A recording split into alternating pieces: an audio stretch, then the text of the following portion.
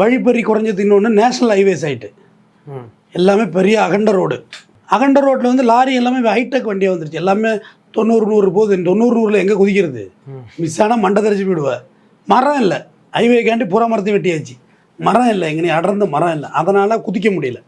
அந்த ஒரு விஷயம். ரெண்டாவது, அதிகபட்சம் இதில் ரிஸ்க் எடுத்து என்ன ஆகிட போகுது? ஒரு டிரைவர்கிட்ட எவ்வளோ வந்துட்டு போகுது? ஒரு 50,000 வச்சுருப்பாங்களா? அதை தாண்டி பண்ணலாங்கிற முடிவுக்கு வந்துட்டாங்க. திருடர்கள் பார்த்து விட்டு விட்டார்கள். இவங்கள்ட்ட போய் என்னத்துக்குடா வேறு இடத்துல எடுப்போன்னு திருடனா பார்த்து திருந்துற மாதிரி ஆயிடுச்சு. இந்த திருட்டை விட பெட்டர் திருட்டா பண்ணலாங்கிற மாதிரி தான். ஓசூர்லேருந்து புல்லட் ஏற்றிட்டு வர்ற வண்டியை மறைச்சி திருண்டாங்க. புல்லட் பைக் இருக்குல்ல, அதை ஏற்றிட்டு வர்ற வண்டியை டிரைவரை எடுத்தாங்க. ஓகே, அந்த அந்த சம்பவம் நான் பார்த்துருக்கேன். டிராக்டர் ஏற்றிட்டு வந்தது நார்த் இந்தியாவிலேருந்து ஒரு கண்டெய்னர் டிராக்டர், புது வண்டி. அதை வந்து மடக்கி டிராக்டர் பூரா இறக்குனாங்க வண்டியை விட்டு. அது வழிப்பறி நடந்திருக்கு. இன்னமும் கத்தியை காட்டி லாரி டிரைவர் மிரட்டுறது வாங்குறது ஆங்காங்கே சம்பவங்கள் நடந்து கொண்டு தான் இருக்கிறது. முற்றிலும் இல்லை என்று மறுப்பதற்கு இல்லை, சம்பவம் நடக்குது. ஆனால் வழிப்பறி இருந்துக்கிட்டு தான் இருக்குது.